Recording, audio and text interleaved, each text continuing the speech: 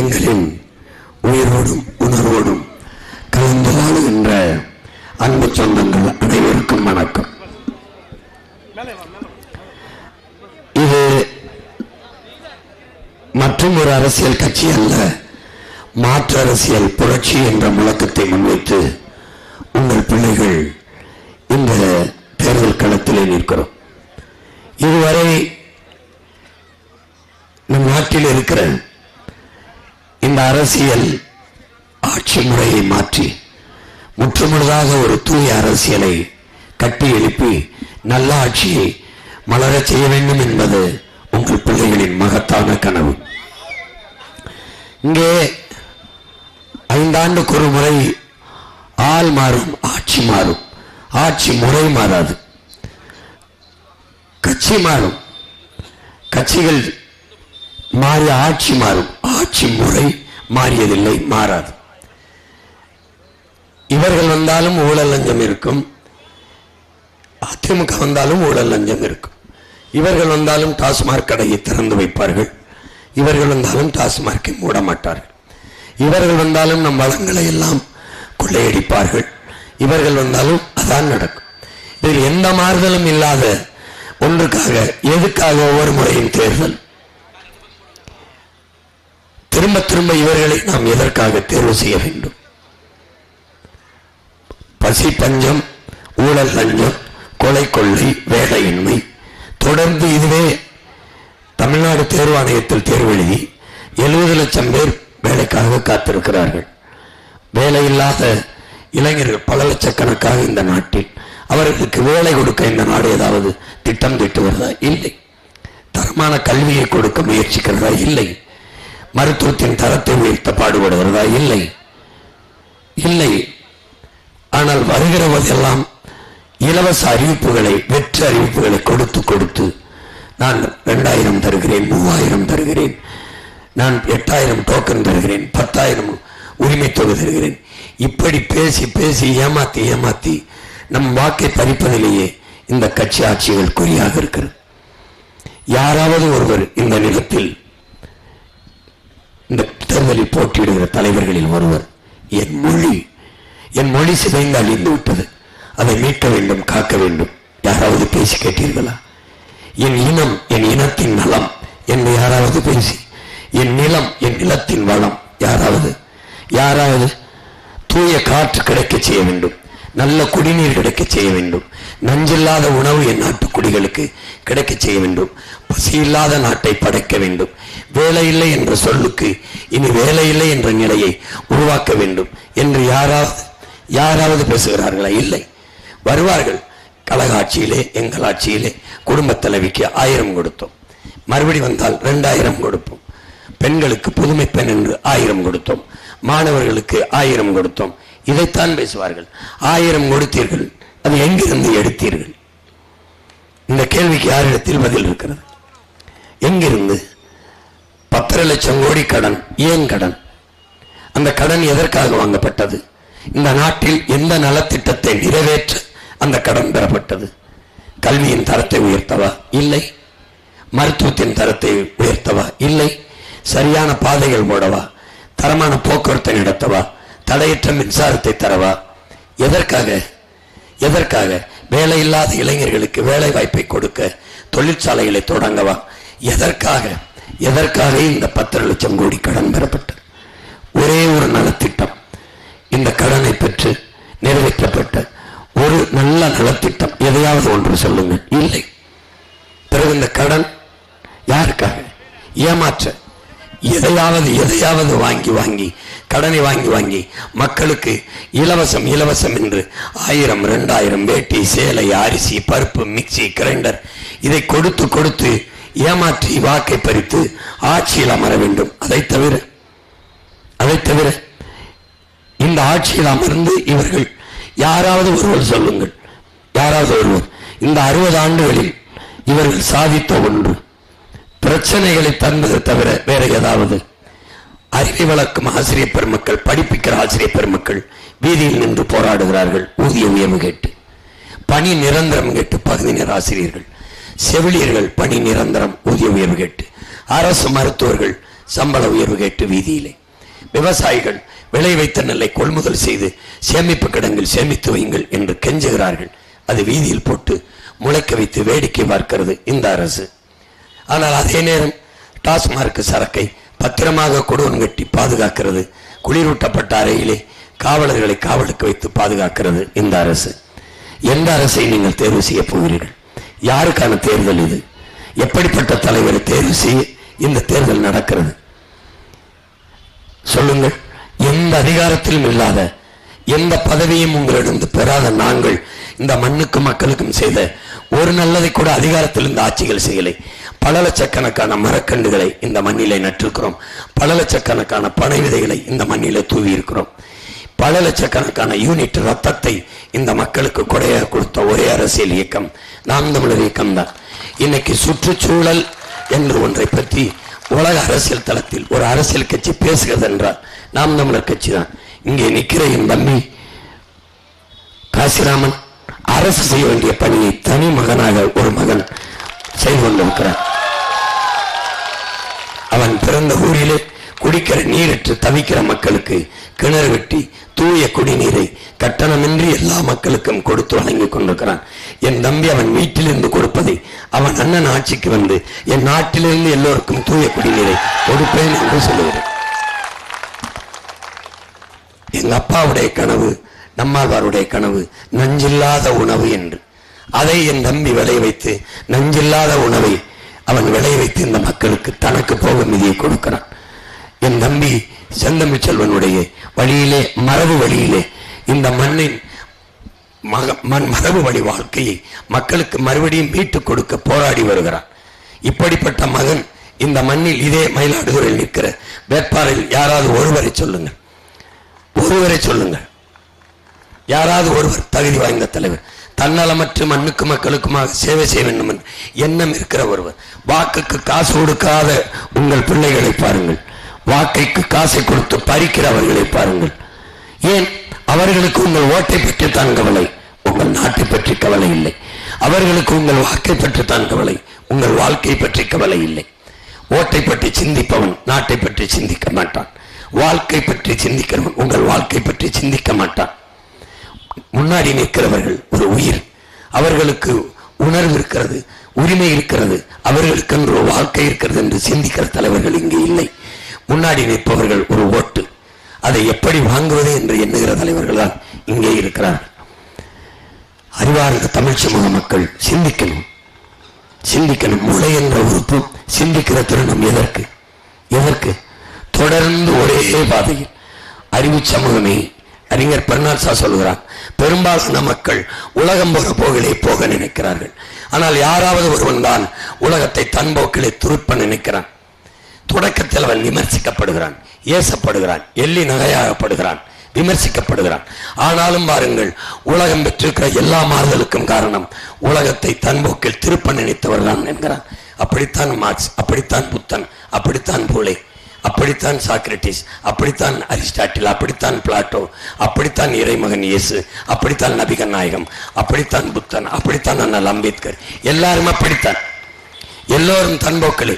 இந்த உலகம் இவ்வளவு பெரிய மாறுதலை பெற்றிருக்கிறது. காரணம் எண்ணி விடலாம், வெறும் 500 பேர் தான். 500 பேரும் தங்கள் மனச்சான்று வழிநடத்தியபடி நடந்த மகத்தான தலைவர்கள், மகான்கள் தான் இந்த மண்ணை மாற்றி இருக்கிறார்கள். அப்படித்தான் நீங்கள் மாற்றம் என்பது எங்கிருந்து வரும்? என்னிலிருந்து, உன்னிலிருந்து, நம்மிலிருந்து. மண்ணில் புரட்சி வருவதற்கு முன்பு மக்களின் மனத்திலிருந்து புரட்சி வர வேண்டும். அந்த புரட்சி உங்களிலிருந்து வர வேண்டும். நாம் மாறுவோம், மாற்றுவோம் என்ற எண்ணத்தை நீங்கள் முன்னெடுக்க வேண்டும்.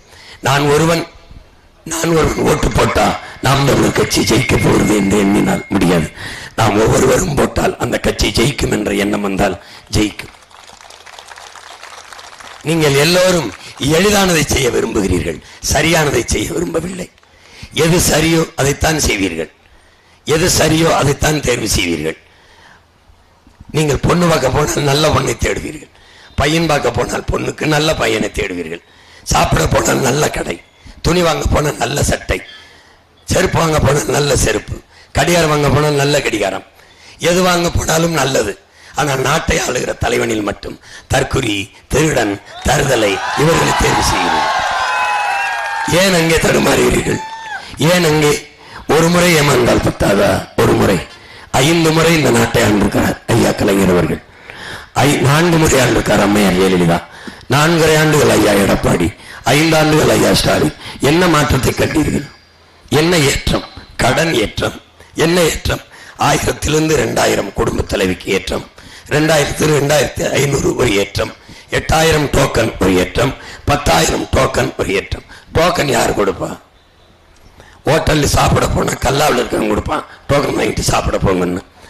இதை நாட்டை ஆளுகிற தலைவர்கள் டோக்கன் தருகிறோம், ஓட்டை போடுங்கள் என்றால் எப்படி? வீட்டில் திருடி விட்டேன் 10 லட்சம் ரூபாய், உங்க வீட்டில் திருடிட்டம்மா, உங்க வீட்டில் திருடிட்டேன், உங்க பங்கு இருந்தாங்க 10,000 கொடுத்தா வாங்கிட்டேன், நீ விட்டுருவீல? எப்படி சகிக்கிறீர்கள்? வீட்டில் திருடிட்டு 10,000 கொடுத்தால் கட்டி வச்சு அடிப்பீர்கள், நாட்டில் திருடி விட்டு 8,000 10,000 டோக்கன் கொடுத்தால் வாங்கிவிட்டு ஓட்ட போடுவீர்கள் என்றால் இந்த நாட்டை யாரு காப்பாற்றுவது? என் அருமை சொந்தங்களே, யாரு காப்பாற்றுவது? ஆட்சியாளர்கள் அயோக்கியர்கள், தயங்காமல் கொலை செய்வார்கள், கொள்ளையடிப்பார்கள், கண் முன்னாடி நிலத்தின் வளத்தை திருடி செல்கிறார்கள். இதே மீத்தேன் பயாக்கேசை மாட்டுச்சாணத்திலிருந்து எடுக்க முடியுமே, எடுக்க முடியாதா? ஏன் என் மண்ணை தோண்டுகிறார்கள்? ஏன் என் பூமி தாயின் ஈரக்கொலையா இருக்கிறார்கள்? ஏன் ஏன் எந்த நிலையில் நாம் மாறப்போகிறோம்? எந்த நிலையில் இந்த கொடுமைகளை மாற்றப் போகிறோம்? எந்த நிலையில்? இவர்கள் இலவசத்தை கொடுத்து உங்களை ஏமாற்ற நினைக்கிறார்கள். எல்லோரும் நாங்கள் இலவசம் பெற வேண்டிய வறுமை ஏழ்மை இல்லாத என் மக்களின் வாழ்க்கை தரத்தை உயர்த்த நினைக்கிறோம், மாற்ற நினைக்கிறோம். நீங்கள் இது எந்த பக்கம் வைக்கப் போகிறீர்கள்? அவர்கள் வாக்குக்கு காசு கொடுக்கிறோம், வாக்கை தாருங்கள் என்கிறார்கள். மதிப்புமிக்க ஜனநாயகத்தை அவர்கள் கொலை செய்கிறார்கள். வாக்கை விற்கும் தேர்தலை ஒரு சந்தையாக்கி மக்களை வாக்குவிக்கும் மந்தைகளாக மாற்றுகிறார்கள். இல்லை, ஜனநாயகத்தில் மக்களுக்கு இருக்கிற மாண்புமிக்க மதிப்புமிக்க உரிமை வாக்கு, அதை விற்கக்கூடாது என்கிறோம். பணத்துக்கு வாக்கு, நம் இனத்துக்கு தூக்கு என்கிறோம். நாங்கள் நோட்டுக்கு ஓட்டு, நம் நாட்டுக்கு வைக்கிற வேட்டு என்கிறோம். அதை செய்யாதீர்கள், தயவு செய்து செய்யாதீர்கள். அந்த வாக்கும் விற்பனைக்காகிவிட்டால் ஜனநாயகம் என்ற ஒண்ணே இந்த நாட்டில் இருக்காது. பணம் இருக்கிறவன் தான் அரசியல் செய்ய முடியும், முதலாளி தான் அரசியல் செய்ய முடியும், செல்வங்கள் தான் அரசியல் செல்வாக்கை பெற முடியும் என்ற நிலை உருவாகிவிட்டால் மக்களுக்கான அதிகாரம் எப்போது வரும்? மக்களின் குரல், மக்களின் பிரச்சனை எங்கே சட்டமன்றம் பாராளுமன்றத்தில் எப்போது பேசப்படும்? இதை கற்றவர்கள் சிந்திக்க வேண்டாமா? படித்தவர்கள் மற்றவர்களுக்கு எடுத்து போதிக்க வேண்டாமா? என்னைக்கு இந்த நிலையை மாற்றுவது? என்றைக்கு சொல்லுங்கள்? என்றைக்கு? உங்கள் பிள்ளைகள் எங்களை பாருங்கள். ஏன் தனித்து களத்தில் நிற்க வேண்டும்? ஏன் எல்லாரும் சொல்கிறார்களே தனித்து நின்று தோற்று போகிறீர்களே? உங்களில் ஒரு 10-20 பேர் எம்எல்ஏ ஆக வேணாமா? ஆகலாம். ஆகி என்ன செய்யலாம்? என்ன செய்யலாம்? மேசையை தட்டலாம். அதற்கு 2 எருவா சாணியை தட்டியிருந்தாலும் 2 எருவா அட்டியாதாகும். அங்கு போய் மேசையை தட்டி என்ன செய்வது? கூட்டணி வைத்து வென்று போனவர்கள் என்ன செய்தார்கள்? ஆட்சியில் இருக்கிறவருக்கு கால் பிடித்து விட்டார்கள். வேற என்ன செய்தார்கள்? திமுகவோடு கூட்டணி வைத்து வென்று போனவர்கள் திமுக ஆட்சியின் தீமையை எடுத்து ஒரே ஒரு போராட்டம் செய்ததாக காட்டுங்கள். எந்த கட்சியாவது திமுக ஆட்சியில் எடுத்த கற்பழிப்பு கொலைகளை எதிர்த்து, இல்ல ஆசிரியர்கள் போராட்டத்துக்கு அருகில் நின்று, மாணவர்கள் மீனவர்கள் போராட்டத்துக்கு ஆதரவாக, விவசாயிகள் போராட்டத்துக்கு எதற்காக நின்றிருக்கார்கள்? நிற்க மாட்டார்கள். எங்களை எப்படி அறிவுறுத்துவார்கள்? அக்கறையாக அறிவுறுத்துவார்கள். எப்படி? எத்தனை நாளைக்கு இப்படி தனியா நின்று போராடி நீங்க இருப்பீர்கள்? உங்க கூட இருக்கிறவர்கள் எல்லாம் கலைந்து விட மாட்டார்களா? ஏமாந்து விட மாட்டார்களா? விரக்தி அடைந்து விட மாட்டார்களா? என்னிடத்தில் பேசுவார்கள். நான் சொல்வேன், வீர சுதந்திரம் வேண்டி நின்றார் வேறொன்று கொள்வாரோங்கிறான் இந்த பாட்டன் பாரதி. எங்கள் தலைவன் எங்களுக்கு சொல்கிறான், சுதந்திர பசி கொண்ட மக்களை சோற்று பசி ஒன்றும் செய்து விடாது என்று. நாங்கள் வயிற்று பசி கொண்ட மக்கள் அல்ல, வரலாற்றின் பசி கொண்ட மக்கள். சோற்று பசி அல்ல, எங்களுக்கு இருப்பது சுதந்திர பசி. அதனால் இது ஒன்றும் செய்யாது. நாங்கள் வந்தது பதவிக்காக அல்ல, என் மக்களின் உதவிக்கு. மக்களை வைத்து பிழைக்க அல்ல, என் மக்களுக்காக உழைக்க. நாங்கள் வந்தது பணத்திற்காக அல்ல, நாங்கள் பிறந்த இனத்திற்காக. அதனால் பணமா இனமா என்றால் இனம், பதவியா மக்களுக்கு உதவியா என்றால் உதவி. ஒரு விழுக்காடு அரை விழுக்காடு வைத்திருக்கிறவர்கள் எல்லாம் பேரம் பேசி சீட்டும் நோட்டும் கொடுத்து பேரம் பேசி கூட்டி செல்லும் போது 8.5 விழுக்காடு வாக்கு தந்தீர்கள். நீங்கள் 36 லட்சம் வாக்கை தந்து 3வது பெரிய கட்சியாக்கி நீங்கள். எங்களுக்கு எத்தனை ஆயிரம் கோடி பேரம் பேசப்பட்டிருக்கும், எத்தனை சீட்டுகள், எவ்வளவு பதவி ஆசை காட்டப்பட்டிருக்கும். ஏன் எல்லாத்தையும் தூக்கி வீசிவிட்டு இந்த கொளுத்துகிற வெயிலில் உங்களை நிறுத்தி கத்த வேண்டும்? ஏனென்றால் இந்த கொடுமை அரசியலை மாற்ற வேண்டும் என்ற மகத்தான கனவு இருப்பதால் இங்கே நின்று கத்துக்கொண்டிருக்கும். உன் தொண்டை வறண்டு விட்டதே, எல்லோரும் வருந்தினார்கள். என் தொண்டை வறண்டாலும் பரவாயில்லை, என் மக்களின் வாழ்க்கை வறண்டு இருண்டு போய்விடக்கூடாது என்பதற்காக தொடர்ந்து கத்திக்கொண்டிருக்கிறேன். இந்த மகன் நாங்கள் இங்கே நிற்கிறோம், தனியாக நிற்கிறோம், தனித்து நிற்கிறோம் என்று நீங்கள் எண்ணுகிறார்கள் எல்லோரும். இல்லை, தன்மானமிக்க தமிழ் மக்களுக்கு நடுவிலே நிற்கிறோம். என் இனமான சொந்தங்களுக்கு இடையிலே நிற்கிறோம். மாண்புமிக்க என் மக்களுக்கு நடுவிலே நிற்கிறோம். என் மக்கள் எப்படிப்பட்டவர்கள்? மந்திரி மகனும் இல்லை, முதலமைச்சர் வாரிசும் இல்லை, அப்பன் பாராளுமன்றத்தில் இல்லை, அப்பன் தாத்தன் எம்எல்ஏவா இல்லை, ஏதுமில்லை. எளிய மக்கள், பராரிகள், பாட்டாளி வர்க்கத்தின் பிள்ளைகள். ஒன்றுமில்லை, காசு இல்லை, உயர்ந்த கனவு. கோடிகள் இல்லை, உயர்ந்த கொள்கை. துணிந்து வந்தோம். ஏன் வீழ்ந்து விட்ட தமிழ் சமூகம் எழ வேண்டும் என்கிற பெருங்கனவோடு வந்தோம். இழந்து விட்ட உரிமைகளை மீட்க காக்க வேண்டும் என்று வந்தோம். இருக்கிற உரிமைகளை பாதுகாக்க வேண்டும் என்று வந்தோம். நாங்கள் கோடிகளை கொட்டாமல் கொள்கைகளை கொட்டினோம். எங்களுக்கு எங்கள் மக்கள் முதல் தேர்தலில் 4.5 லட்சம் வாக்குகளை தந்தார்கள். உலக வரலாற்றில், இந்திய துணைக்கண்டத்தின் அரசியல் வரலாற்றில் 4.5 லட்சம் வாக்கை வாங்கி 1.1 விழுக்காடு வாக்கை பெற்ற ஒரு அரசியல் இயக்கம் இருந்திருக்காது. ஏதாவது ஒரு கட்சியோடு இணைந்திருக்கும் அல்லது கூட்டணி வைத்து கரைந்திருக்கும். மறுபடியும் நம்பிக்கையோடு தனித்து 2019 4.5 லட்சம் வாக்கு எங்கே? 18 லட்சம் வாக்கு எங்கே? 18 லட்சம் வாக்கை கொடுத்து வளர்த்தார்கள் என் மக்கள். காரணம், இந்த பிள்ளைகள் தனித்து நிற்பார்கள், தனித்துவத்தோடு நிற்பார்கள், உயர்ந்த தத்துவத்தோடு நிற்பார்கள். சீட்டுக்கும் நோட்டுக்கும் பேரம் பேசி எவனிடத்திலும் சரணடைய மாட்டார்கள் என்று என்ன மக்கள் நம்பினார்கள். அதே நம்பிக்கையோடு 21 தனித்து நின்றோம். மக்களை மட்டுமே நம்பி நின்றோம். 30 லட்சம் வாக்கை கொடுத்து திமுக அதிமுகவை தாண்டி 3வது பெரிய கட்சி நாம் தமிழர் என்ற கட்சி என்று கொண்டாந்து நிறுத்தினார்கள். ஒவ்வொரு தேர்தலிலும் எங்களுடைய சின்னத்தை 2வது 3வது பெட்டியிலே வைத்து தேட வைத்தார்கள். இப்போது பாருங்கள் காலம் எப்படி வித்திருக்கிறது என்று.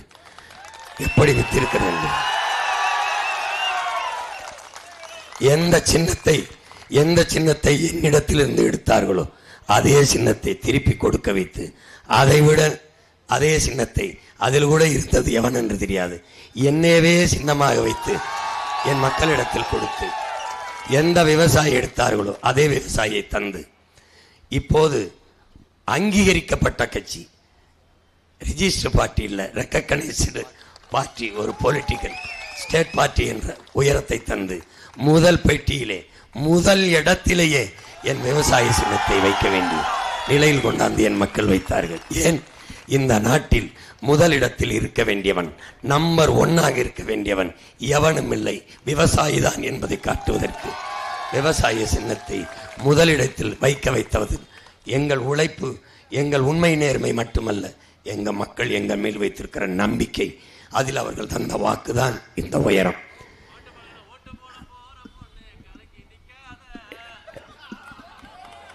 இம்முறை என் அன்பு சொந்தங்களே, என் அருமை உடன் பிறந்தார்களே, பேரன்பு மிக்க என் பெற்றோர்களே, உங்கள் மதிப்பு மிக்க வாக்கை உண்மையும் நேர்மையுமாக உழைக்க நிற்கிற உங்கள் பிள்ளைகள் எங்களுக்கு தந்து வெற்றி வர செய்யுங்கள். எங்களின் வெற்றி உங்களின் வெற்றி.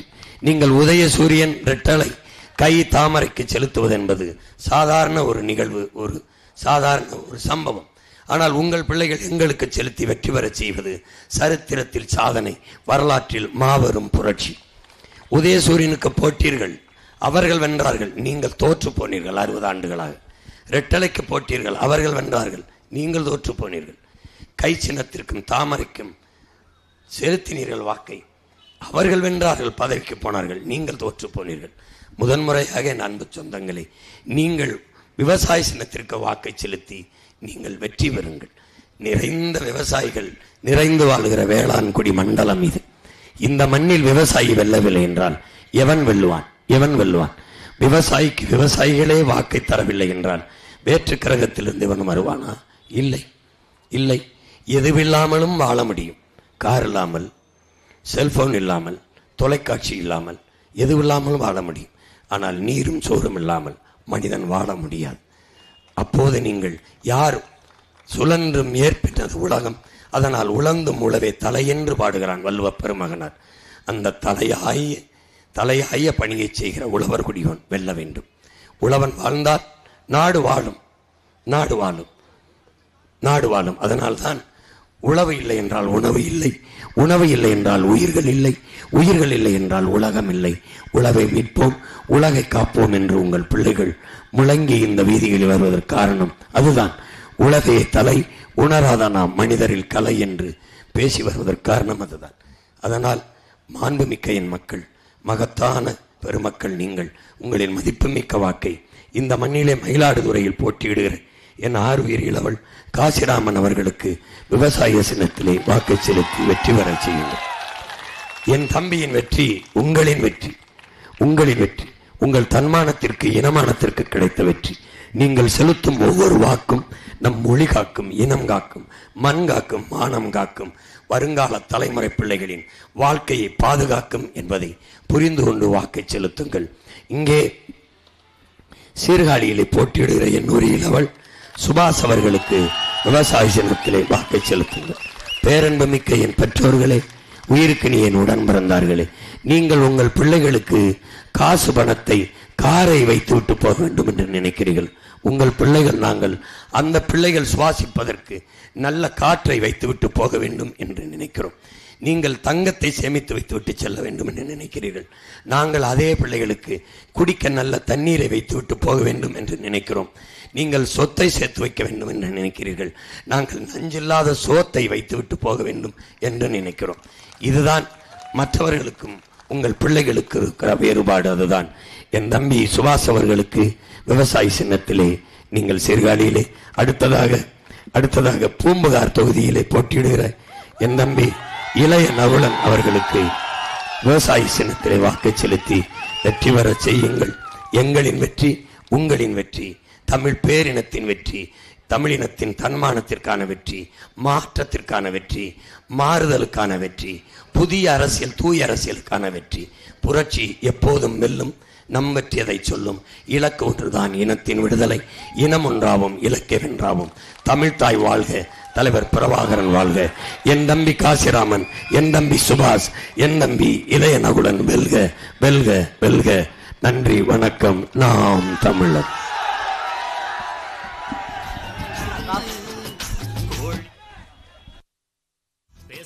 பேசாம இருந்து கோழி குஞ்சுதல தூக்குதுங்க பருந்து. பேசாம தான் இருந்து கோழி குஞ்சுதல தூக்குதுங்க பருந்து. அடத்தோழா ரொம்ப நாளா கேட்காம இருந்து நாம போன மழா சூடு சொரண மறந்து இப்போ போகுதடா கோவலம் பறந்து.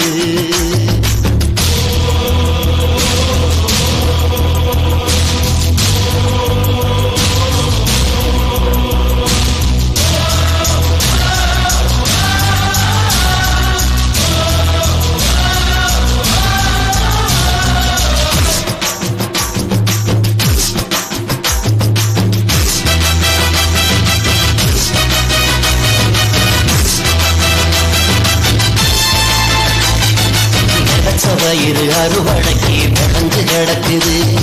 உணவில்லாம உழைச்ச வயிறு காஞ்சு கிடக்குது. விளைச்ச வயிறு அறுவடைக்கு விளைஞ்சு கிடக்குது. உணவில்லாம உழைச்ச வயிறு காஞ்சு கிடக்குது.